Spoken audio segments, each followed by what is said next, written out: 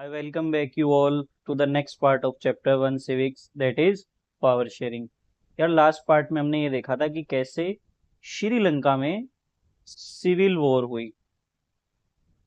तो आज हम इस चैप्टर का नेक्स्ट पार्ट कवर करेंगे और होपफुली इस चैप्टर को आज हम एंड भी कर देंगे। सो या लेट्स स्टार्ट। ये बारे में मेरे बारे में कुछ इन्फॉर्मेशन है।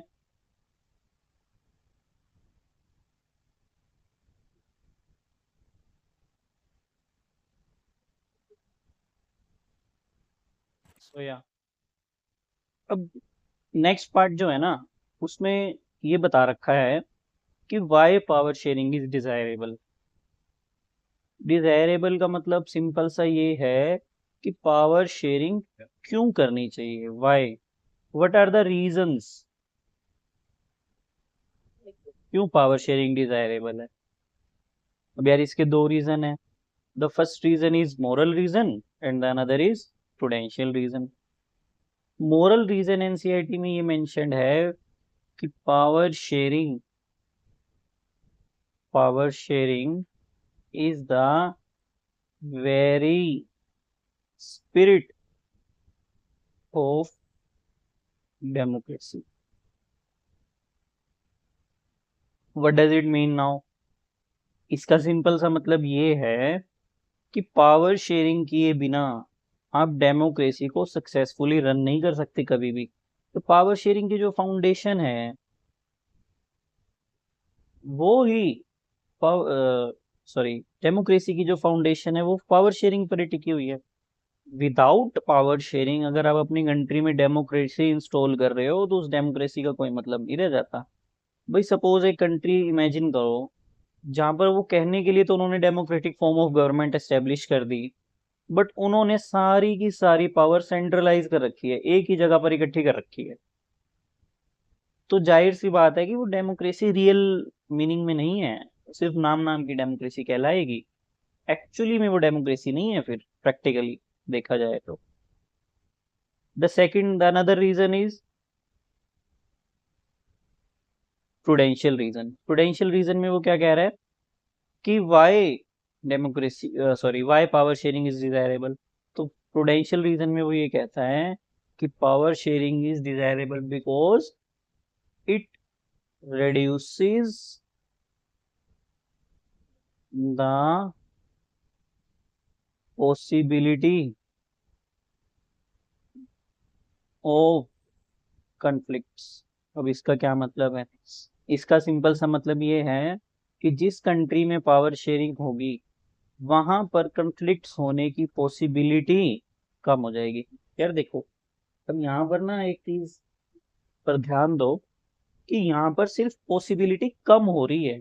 वो ये नहीं कह रहा कि जहां पर पावर शेयरिंग होगी तो कन्फ्लिक्ट्स खत्म हो जाएंगे प्रॉपरली ना। ऐसा नहीं हो सकता कभी भी, क्योंकि जहां पर अलग अलग आइडियोलॉजी के लोग रहेंगे, या मैं कहूँ जहां पर डाइवर्सिटी होगी, जिस सोसाइटी में डाइवर्सिटी होगी, सोशल डाइवर्सिटी होगी, वहां पर कॉन्फ्लिक्ट्स तो अराइज होंगे ही होंगे, क्योंकि डिफरेंट आइडियोलॉजी हमेशा कन्फ्लिक्टिंग हो सकती हैं मोस्ट ऑफ द टाइम्स।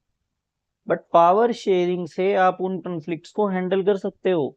इसका सबसे अच्छा एग्जांपल अभी हमने देखा बेल्जियम में, कि वहां की गवर्नमेंट ने जब डच और फ्रेंच के बीच में पावर शेयरिंग की तो कन्फ्लिक्ट्स नहीं हुए। हो सकता था हो भी जाते, बट नहीं हुए। लेकिन श्रीलंका की गवर्नमेंट ने तमिल के राइट्स को नहीं माना, उनके साथ पावर शेयरिंग नहीं की, तो जाहिर सी बात है वहां पर कन्फ्लिक्ट होने ही थे। तो इसीलिए इस प्रूडेंशियल रीजन से हमें क्या पता चलता है कि पावर शेयरिंग से कन्फ्लिक्ट्स के होने की पॉसिबिलिटी रिड्यूस हो जाती है, कम हो जाती है। ठीक है, अब चलते हैं next topic, the most important topic of this chapter, forms of power sharing. कि पावर शेयरिंग असल में होती किस तरीके से है। तो यार आपकी बुक में ना चार फॉर्म्स बता रखी हैं। पहली वर्टिकल फॉर्म, दूसरी horizontal form, the third one is power sharing among various social groups, and the fourth one is power sharing among political parties, pressure groups and citizens. तो एक एक करके इनमें डिफरेंस समझेंगे, इनको डिफाइन करेंगे और इनमें डिफरेंस देखते हैं। सबसे पहले वर्टिकल और हॉरिजॉन्टल फॉर्म में देखते हैं, एंड माइंड यू ये इस चैप्टर का मोस्ट इंपॉर्टेंट क्वेश्चन है। क्यों? बिकॉज 3 मार्कर क्वेश्चन में इस चैप्टर से ये क्वेश्चन काफी बार पूछा गया। तो इस टॉपिक को आप प्लीज काफी केयरफुली स्टडी करें। चलिए पहले देखते हैं vertical form of power sharing and horizontal form of power sharing में क्या डिफरेंस है। वर्टिकल फॉर्म ऑफ जो पावर शेयरिंग है ना, वो ये कहती है कि जब एक कंट्री में वेरियस लेवल्स ऑफ गवर्नमेंट में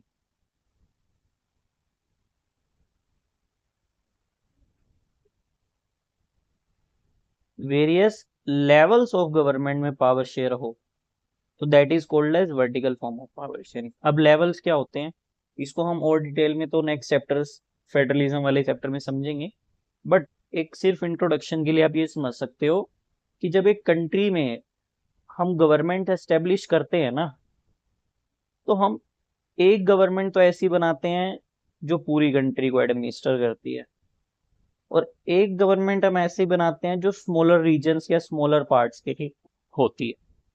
तो ये लेवल्स होते हैं गवर्नमेंट।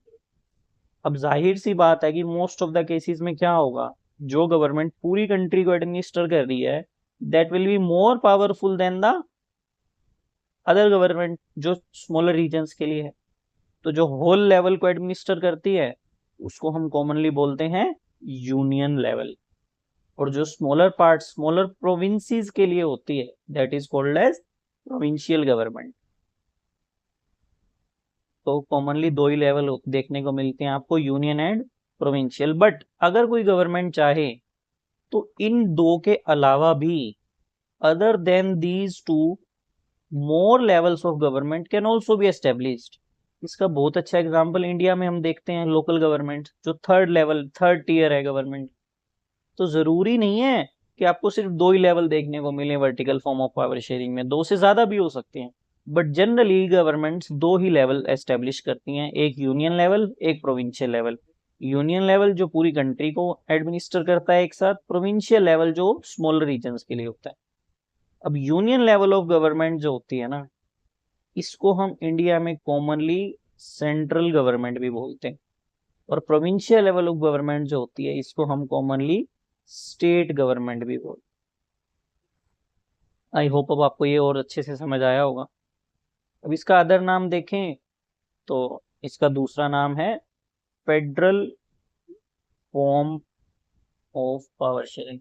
यार नाम का इसके मीनिंग से लेने देना कुछ नहीं है, ये यूएसए वालों ने नाम रखा था बिकॉज सबसे पहले vertical form of power sharing उन्होंने एस्टेब्लिश की थी।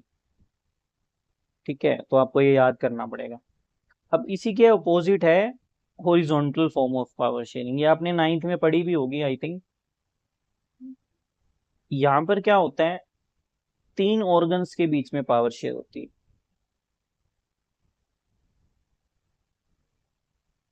Legislature, executive and judiciary. ये 3 ऑर्गन्स होते हैं गवर्नमेंट के जिनके भी बेस पर किसी भी रीजन की गवर्नमेंट काम करती है।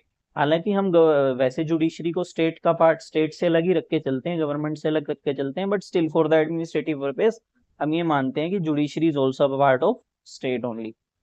तो लेजिस्लेचर, एग्जीक्यूटिव एंड जुडिशरी ये 3 ऑर्गन्स हैं। These are the 3 organs, legislature,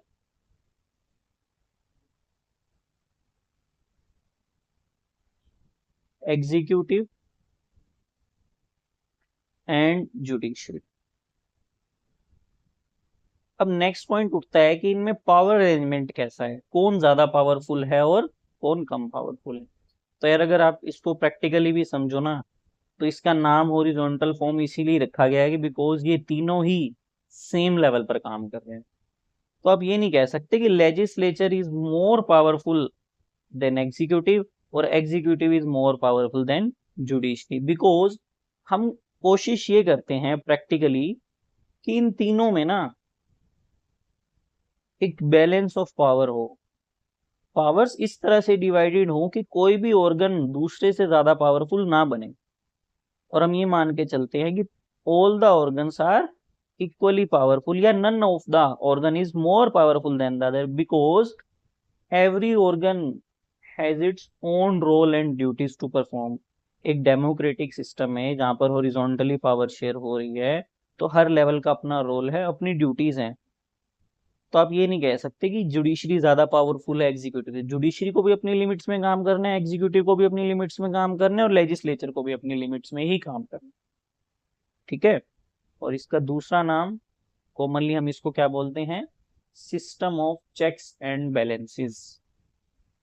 अब आप मुझे कमेंट सेक्शन में ये बताएंगे, जिसने 9th की एसएस ढंग से पढ़ी है, ध्यान से स्टडी किया है 9th को, तो आप मुझे ये बताएंगे कि ये horizontal form of power sharing का आइडिया किसने दिया था?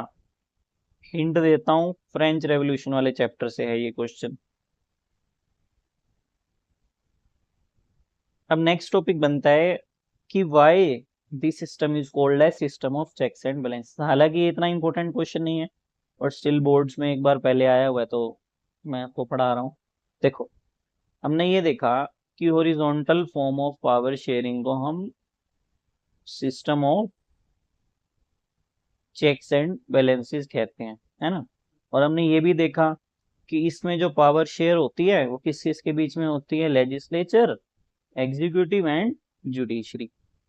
सवाल ये उठता है कि वाई इसको ऐसा बोलते क्यों है? देखो, इसको ऐसा इसीलिए बोलते हैं बिकॉज ये जो तीन ऑर्गन है ना, ये अपना काम तो करते ही हैं, बट इन तीनों का काम ये भी होता है कि ये एक दूसरे की वर्किंग को चेक करें।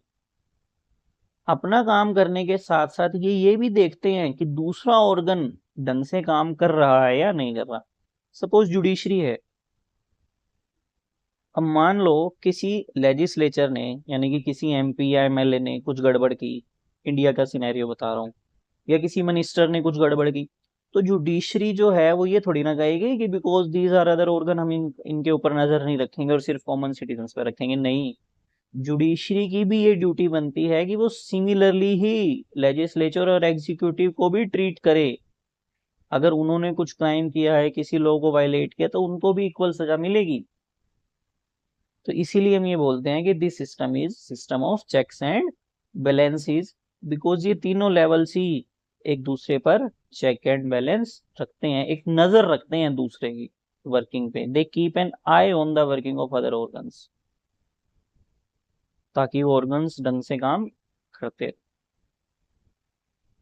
नेक्स्ट आता है कि भाई सोशल ग्रुप्स के बीच में कैसे पावर शेयर होती है। अब उससे पहले आपको ये समझाना चाहूंगा कि what are the social groups. देखो, सोसाइटी में ना बहुत सारे लोग रहते हैं और वो लोग एक दूसरे से अलग होते हैं। वो जो ये डिफरेंस है, ये किसी भी बेस पे हो सकता है। तो any social difference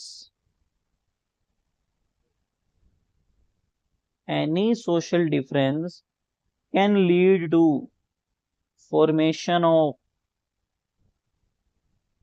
social groups.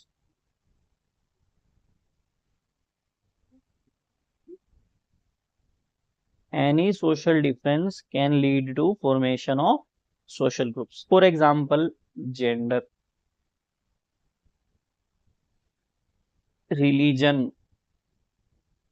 caste, race, language, ये सब क्या है? ये सोशल डिफरेंसेस ही तो हैं। ये एक दूसरे, हमें जो अलग अलग जेंडर के लोग हैं, या अलग अलग रिलीजन के लोग हैं, या अलग अलग कास्ट के लोग हैं, ये हमें एक दूसरे से अलग बनाते हैं सोसाइटी में। वही मेन और वीमेन को हम अलग ट्रीटमेंट देते हैं, अलग से ट्रीट करते हैं, एक अलग कैटेगरी मानकर चलते हैं। हिंदूज, मुस्लिम, सिख, बुद्धिस्ट, क्रिश्चियन, जैन्स, इनको हम अलग कैटेगरी मान के चलते हैं सभी को। सिमिलरली कास्ट वाइज जितनी भी कास्ट है उनको हम अलग कैटेगरी मानकर चलते हैं, रेस वाइज भी, लैंग्वेज वाइज भी। तो ये जो सोशल डिफरेंसेस हैं, इन्हीं के बेस पर सोशल ग्रुप्स क्रिएट होते हैं। अब बहुत बार ऐसा होता है कि एक सोशल ग्रुप दूसरे सोशल ग्रुप के अगेंस्ट डिसएडवांटेज होता है, तो हमें बेटा उनको फेयर ट्रीटमेंट देने के लिए काफी बार सोशल ग्रुप्स के बीच में भी पावर शेयर करनी पड़ती है। अब इंडिया में देखा जाए तो इसका सबसे अच्छा एग्जाम्पल है रिजर्वेशंस। भाई हमने एससीज, एसटीज एंड ओबीसीज के लिए कुछ सीट्स रिजर्व कर रखी हैं, है ना। अब वो सीट्स पार्लियामेंट में भी हैं रिजर्व, स्टेट लेवल पे भी हैं, हालांकि ओबीसीज के लिए नहीं है पार्लियामेंट और स्टेट लेवल पर, लोकल गवर्नमेंट में भी हैं, एजुकेशनल इंस्टीट्यूशंस में भी हैं, जॉब्स में भी हैं। तो ये क्या है, ये एक अच्छा एग्जाम्पल है पावर शेयरिंग का बिटवीन वेरियस सोशल ग्रुप्स।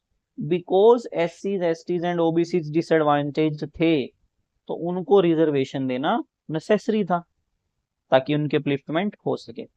इसका दूसरा अच्छा एग्जाम्पल है बेल्जियम। बेल्जियम में क्या, बेल्जियम की कम्युनिटी गवर्नमेंट। कैसे, सर अगर आपको याद हो तो बेल्जियम की जो कम्युनिटी गवर्नमेंट थी वो भी तो लिंग्विस्टिक कैटेगरी के बेस पर ही बनी थी। कैसे, यार हमने देखा नहीं था कि फ्रेंच, डच एंड जर्मन्स, इनको ये राइट था कि ये अपनी अपनी ओन कम्युनिटी गवर्नमेंट चूज कर सकते हैं। तो ये भी बहुत अच्छा एग्जाम्पल है पावर शेयरिंग का बिटवीन वेरियस सोशल ग्रुप्स। बस यहाँ पर फर्क क्या है कि यहाँ पर जो सोशल ग्रुप्स क्रिएट हो रहे हैं वो लैंग्वेज के बेस पे हो रहे हैं। These are the linguistic social groups. ठीक है, I hope you understand. Next is power sharing among political parties, pressure groups and citizens. देखो, पॉलिटिकल पार्टीज क्या होती हैं। पॉलिटिकल पार्टीज ऐसे लोगों का ग्रुप है जिनका एम होता है कि वो इलेक्शन में कंटेस्ट करें और पावर को होल्ड करें। अब हमको ये समझना है कि पॉलिटिकल पार्टीज आपस में पावर शेयर कैसे करती हैं। तो देर आर टू वेज, दो तरीके से। हालांकि ये टॉपिक बोर्ड के लिए इतना इंपॉर्टेंट नहीं है क्योंकि यहाँ से क्वेश्चन बहुत रेयर आया है, बहुत रेयर, बट स्टिल एनसीईआरटी में मेंशन्ड है तो हमें पढ़ना है। तो दो तरीकों से पावर शेयरिंग होती है पॉलिटिकल पार्टीज के बीच में। पहला तरीका है बेटा कोलिशन गवर्नमेंट, दूसरा तरीका होता है ओपोजिशन। अब हम एक एक करके इसको समझते हैं। अगर हम पहले कोलिशन गवर्नमेंट को देखें तो कोलिशन गवर्नमेंट क्या है। Coalition government means government that is formed by two और मोर पॉलिटिकल पार्टीज। भाई काफी बार सिनेरियो ऐसा होता है कि जब बेटा एक पार्टी मेजोरिटी हासिल नहीं कर पाती तो उसको अदर पार्टीज के साथ कोलिशन बनाना पड़ता है, कोलिशन फॉर्म करना पड़ता है जिसके बिहाफ पर वो रूल करती है। फॉर एग्जाम्पल, अभी इंडिया में लास्ट मंथ लोकसभा के इलेक्शंस हुए, मई में, जून में उसका रिजल्ट आया। तो 543 सीट्स पर वो इलेक्शन हुए। ठीक है, अब किसी भी पार्टी को जीतने के लिए कितनी सीट्स चाहिए थी, मोर देन 274। ठीक है ना, आई थिंक 272 या 272 सीट्स चाहिए थी। बट कोई भी पार्टी 272 सीट्स जीत नहीं पाई। अब जो सिंगल लार्जेस्ट पार्टी थी that was BJP, I think it was something around 240 seats, मुझे एग्जैक्टली तो याद नहीं है। अब इन 240 सीट्स के दम पर तो वो गवर्नमेंट नहीं बना सकती थी ना, उसको 32 या उसके अराउंड सीट्स चाहिए थी। तो उसने क्या किया, उसने बाकी पार्टीज को अपने साथ मिलाया और एक कोलिशन, एक अलायंस फॉर्म किया, एनडीए, नेशनल डेमोक्रेटिक अलायंस। तो करंटली जो गवर्नमेंट रूल कर रही है सेंटर पे that is also coalition government only. अब कोलिशन गवर्नमेंट में पावर शेयरिंग का क्या फंडा है, फंडा ये है कि भाई चाहे BJP is the single largest party, but still जो अनदर पार्टीज हैं, स्मॉलर पार्टीज हैं, जैसे जेडीयू है, टीडीपी है, many there are many parties, तो उनके साथ उनको पावर शेयरिंग करनी पड़ेगी। अब वो ये नहीं कह सकते गवर्नमेंट में कि because BJP is the single largest party तो सारी मिनिस्ट्रीज का होल्ड हम रखेंगे, या BJP is the single largest party तो जो अदर पार्टीज हैं जो कोलिशन गवर्नमेंट का पार्ट है हम उनकी बात नहीं सुनेंगे। अब अगर इनको 5 साल सरकार चलानी है तो इनको अदर पार्टीज के वो साथ लेकर चलना पड़ेगा। तो एक तरीका तो ये है पार्टीज के बीच में पावर शेयरिंग करने का। द नेक्स्ट वे इज, दूसरा समझते हैं। दूसरा तरीका है रोल ऑफ ओपोजिशन।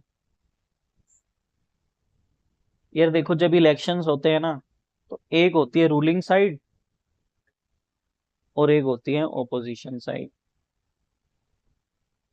अब हमने ये देखा कि रूलिंग साइड तो इंडिया में सेंट्रल लेवल पर एनडीए की गवर्नमेंट है, बट बेटा उस उनके पास तो अराउंड 300 सीट्स हैं, 310 के अराउंड होंगी। जो बची हुई सीटें हैं, जो बची हुई सीट्स हैं, वो तो ओपोजिशन के पास है ना। For example Indian national Congress, near around 99 seat, single largest opposition party है। इन्होंने भी तो 99 सीट्स जीती हैं। अगर इनको पावर नहीं दी तो फिर इलेक्शंस का मतलब ही क्या हुआ।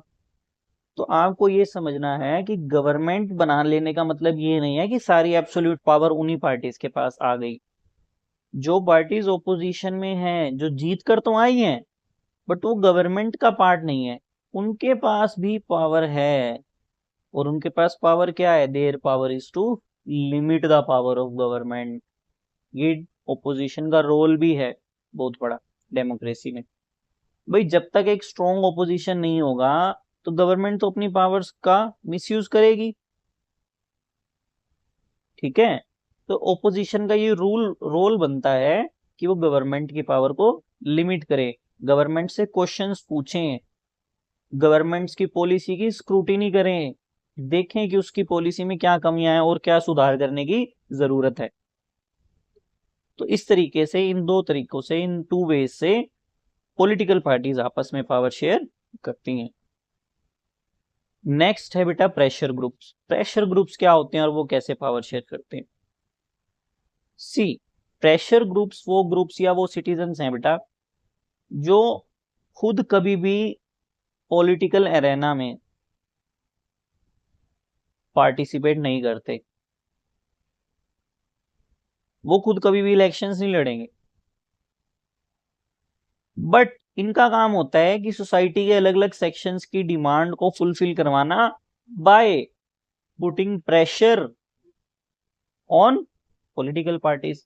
काफी बार ये भी होता है कि प्रेशर ग्रुप्स पॉलिटिकल पार्टीज के ही एक्सटेंशन होते हैं, उन्हीं से ही लिंक्ड होते हैं, ताकि इलेक्शंस के टाइम पर प्रेशर ग्रुप्स पार्टीज की मदद करें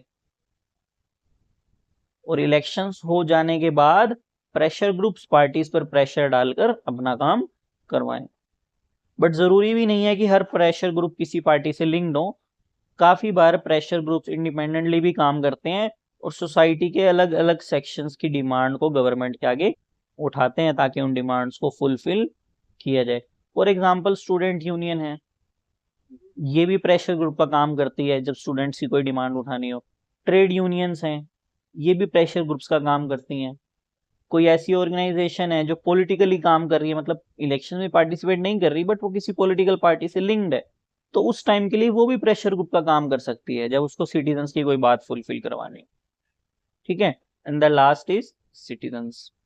ये तो मोस्ट इजी टॉपिक है बिकॉज इसमें आपको पता है कि सिटीजन्स पावर शेयर कैसे करते हैं। एज यू नो, भाई डेमोक्रेसी में रियल पावर है ही सिटीजन्स के पास, and the power is right to vote, है ना। ये तो सबसे बड़ी पावर है। देखो, सिटीजन्स के पास पावर ये है कि वो गवर्नमेंट से अपना काम करवाएं, अपनी बात मनवाएं, बट स्टिल अगर गवर्नमेंट बात नहीं करती तो सिटीजन्स के पास ये भी राइट है कि वो अपने लिए मूवमेंट लॉन्च कर सकते हैं अपनी बात मनवाने के लिए गवर्नमेंट के आगे।